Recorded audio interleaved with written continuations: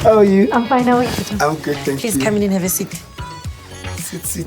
Welcome, welcome. Thank you. Can I be comfortable? Of course. What has been your journey and how has this industry influenced that line about your relationship with money? My granny was a domestic worker who worked part-time jobs. And she was the breadwinner, sole breadwinner. My mother and my father, they've always been in entertainment. Yes. So money would come in and out. Today we'll have lots of money. Next week could be broke as if we've never had a cent. So I grew up not kind of respecting money.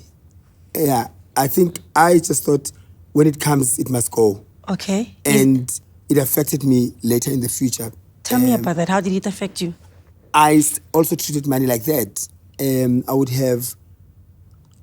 would get paid today, and in 2 weeks' time it would be You've gone. blown it all. In a week's time, and until I had to learn my lesson. Tell me about that lesson. I made my first million when I was 24, 25. Oh, Lachon. Yes, and I splurged. What was driving that spending, that flamboyant spending? It was to prove that I'm doing well. I'm okay now. Yeah. It was I'm no longer struggling. No, it was to prove and to fit in. I started buying expensive clothes. There was a point I had 3 cars at one go, and not just cars, like an SLK, a Z4, and a Range Rover. Very expensive cars. Very expensive cars. Yes. But no investments, nothing. There are certain pearls of wisdom that you have. And I want you to talk about that, about the positive money secrets that you have learned when you reflect on your life over this entire period being in this industry. I live beneath my means.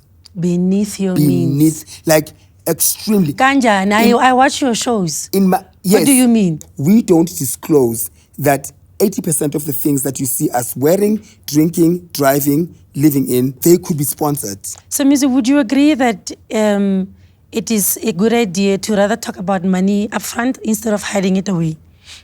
Yeah, I believe it's very important to be honest about your money issues. For instance, if someone comes to me and says, "Can you please borrow me 1,000 rands? I need to pay my rent or whatever." I'm honest. I'm like, no. Unfortunately, I don't have that in my budget. I do have 1,000 rands, but it's not for you. And be honest, because I feel that money is very sensitive. A lot of friendships and relationships end because of money, and because of people are scared to say what they are willing to do. They say yes for the sake of not offending the other person. Saying no and meaning it saves the relationship. I still have friends that today come to me and say, "I'm glad you were honest with me, because we wouldn't be friends today had you not been honest." So it needs to be transparent, it needs to be open, and it needs to be honest. Thank you so much. I appreciate it. If we go on talking, you and I will never stop. I know. I appreciate your time. Thank you, Somizi, for joining me. Take the Money Archetype quiz and start your journey to financial wellness. See money differently. Nedbank.